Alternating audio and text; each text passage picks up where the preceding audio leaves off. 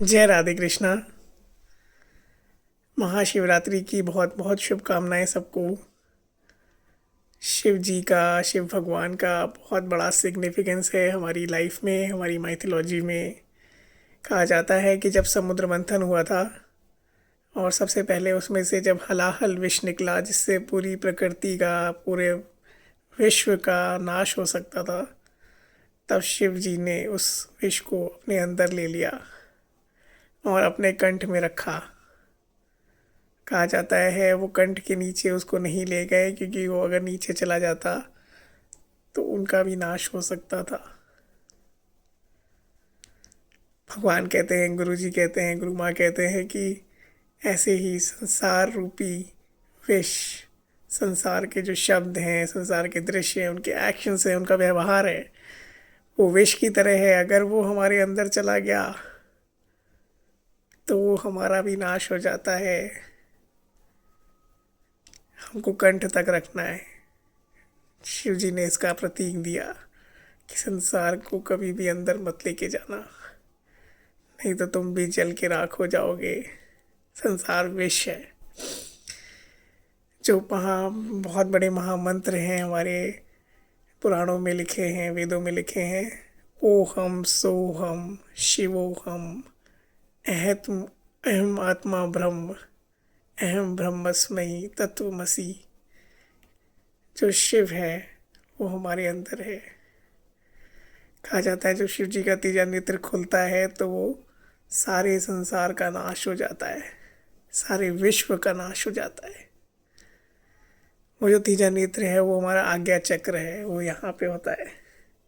जब हमारा विवेक जागृत हो जाता है, जब हम पूर्ण रूप से जागृत हो जाते हैं, इनलाइटन हो जाते हैं, जैसे गौतम बुद्ध हो गए, तब वो नेत्र खुल जाता है। तब जो आज्ञा चक्र खुल जाता है, विवेक खुल जाता है, तो आपका जो भी आपका अंदर का जो संसार है उसका नाश हो जाता है। हमें कभी भी बाहर का संसार दुखी नहीं करता। हमें बाहर जो चीज़ें घट रही है वो दुखी नहीं करती। हमारे अंदर का संसार हमें परेशान करता है, जो हमने खुद रचा है। हमने थॉट्स के माध्यम से रचा है, अपनी कामनाओं से रचा है।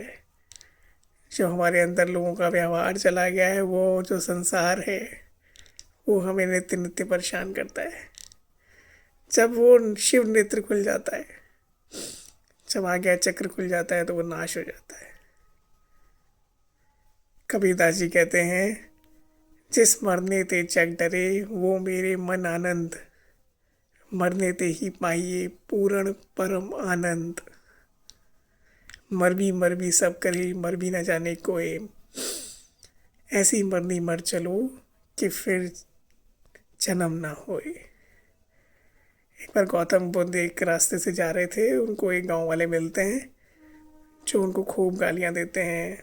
वो एक गांव से दूसरे गांव जाते हैं, जा रहे थे अपना सत्संग करने के लिए, वाणी सुनाने के लिए। तो उनको बीच में गांव वाले रोक लेते हैं। वो खूब गालियाँ उनको देते हैं, खूब अनाप शनाप बोलते हैं। गौतम बुद्ध शांत होकर सुनते रहते हैं।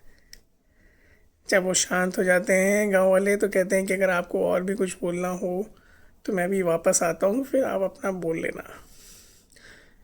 वो उनको बड़ा शॉकिंग लगता है कि यार हम लोग इतना बोल रहे हैं, इनको कुछ टच ही नहीं कर रहा है, इनको फील ही नहीं हो रहा। गौतम बुद्ध को वो पूछते हैं कि आपको कुछ भी नहीं लग रहा, आपको बुरा नहीं लग रहा हम लोग इतना बोल रहे हैं?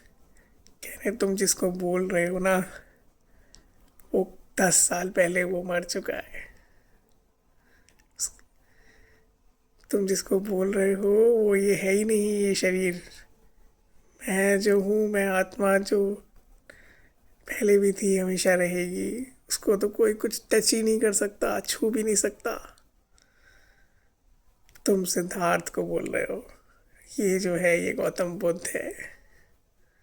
तुम शरीर को बोल सकते हो, मेरे को कुछ नहीं बोल सकते। तो मैं वापस आऊँगा तो तुम जो बोलना है मेरे शरीर को बोल देना। हम क्योंकि इतने शरीर से जुड़े होते हैं कि हम सब कुछ अपने अंदर लेके चले जाते हैं, फिर सुखी दुखी होते रहते हैं।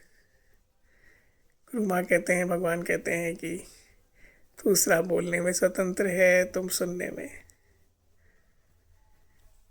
शिवरात्रि का भी यही सिग्निफिकेंस है कि हम भी अपना विवेक जागृत करके अपने अंदर के संसार को जला करके आज में आ जाएं, प्रेजेंट में आ जाएं और जो हमें मिला है हम उसको जीना शुरू कर दें।